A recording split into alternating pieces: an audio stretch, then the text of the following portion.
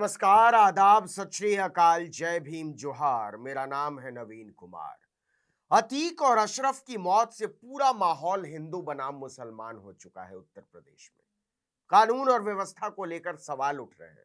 21 अप्रैल को सहारनपुर में योगी के एक विधायक राजीव गुंबर ने कहा था कि अतीक और अशरफ को ऊपर हमने पहुंचाया है।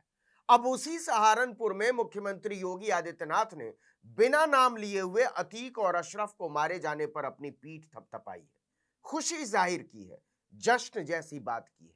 उन्होंने कहा कि माफिया के जाने के बाद आंसू बहाने वाला भी कोई नहीं है। आपको पता ही है कि पहले अतीक अहमद के बेटे असद को मारा गया।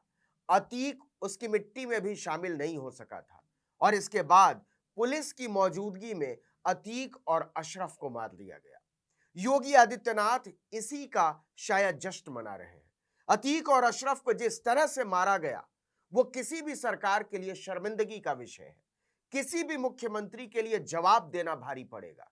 लेकिन योगी आदित्यनाथ डंके की चोट पर बोल रहे हैं कि देखो हमने खानदान सूना कर दिया, और न केवल इस पर खुश हो रहे हैं बल्कि इसी आधार पर वोट मांग रहे हैं। उन्होंने साफ कहा, हमने तो पहले ही कहा था गर्मी दूर कर देंगे, और आज गर्मी दिखाने वालों का पता नहीं है। याद कीजिए, 2022 के चुनाव में उन्होंने यही बात की थी। उनके शब्द थे, ये गर्मी जो अभी कैराना और मुजफ्फरनगर में कुछ जगह दिखाई दे रही है ना, ये सब शांत हो जाएगी। मैं मई और जून की गर्मी में भी शिमला बना देता हूं।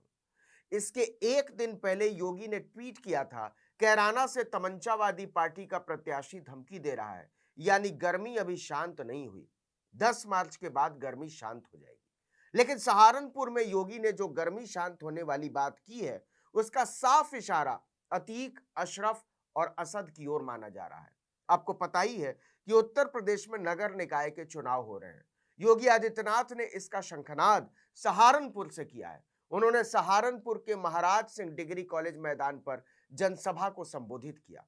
इसी सभा में लोगों को संबोधित करते हुए सीएम योगी ने कहा कि आज प्रदेश में कानून व्यवस्था का राज कायम है।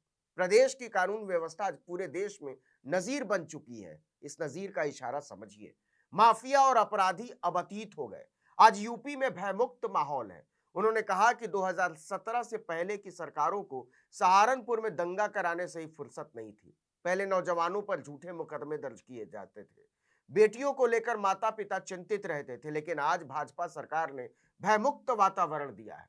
सहारनपुर में जनसभा को संबोधित करने के बाद मुख्यमंत्री योगी आदित्यनाथ शामली पहुंचे।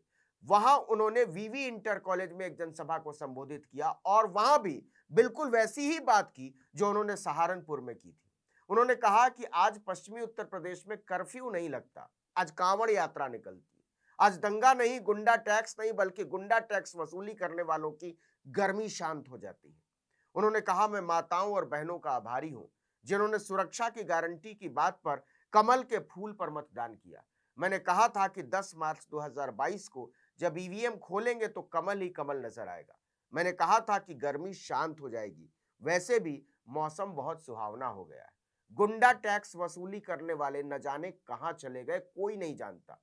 कोई आंसू बहाने वाला भी नहीं है। आज कांधला कैराना की रौनक अलग ही नजर आती है। ये योगी आदित्यनाथ के शब्द थे।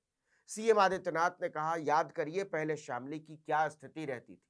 कैराना से व्यापारियों का पलायन, नौजवानों को रोजगार नहीं था, व्यापार पर जबरन गुंडा टैक्स की वसूली होती थी और बेटियां स्कूल नहीं जा पाती थी। आपको बता दें कि इसके पहले सहारनपुर शहर से भाजपा विधायक राजीव गुंबर ने डंके की चोट पर कहा था कि अतीक और अशरफ को हमने मारा है। अतीक को पहुंचाया नहीं पहुंचाया, अतीक को पहुंचाया नहीं पहुंचाया, अशरफ को पहुंचाया नहीं पहुंचाया, अशरफ को पहुंचाया नहीं पहुंचाया। ये तो सिर्फ विधायक थे, लेकिन योगी आदित्यनाथ तो मुख्यमंत्री हैं। उनकी व्यवस्था पर सवाल उठे हैं। राज्य की पुलिस फोर्स कटघरे में है। अभी उसे सुप्रीम कोर्ट में जवाब देना है, लेकिन मुख्यमंत्री बिना नाम लिए हुए खुलेआम बोल रहे हैं कि हमने जो कहा था वो किया, उन लोगों की गर्मी शांत कर दी है। ये बयान कोई मामूली बयान नहीं है, ये कोई साधारण बात नहीं है। इसकी बहुत बड़ी अहमियत है। इसका इशारा बहुत दूर तक है। कुछ लोग इसे चेतावनी मान रहे हैं, कुछ लोग धमकी मान रहे हैं और कुछ लोग कह रहे हैं कि ये सीधे सीधे एक समुदाय विशेष के खिलाफ ऐलान है। राजनीति को समझने वाले जानते हैं कि इसकी चालें चलने वाले इसी तरह इशारे में अपनी बात करते हैं। इस वीडियो में इतना ही, लेकिन अगर आपने आर्टिकल 19 इंडिया को अब तक सब्सक्राइब नहीं किया तो फौरन कर दीजिए।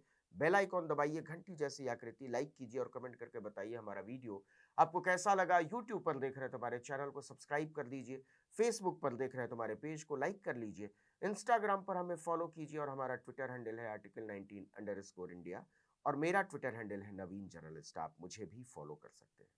नमस्कार।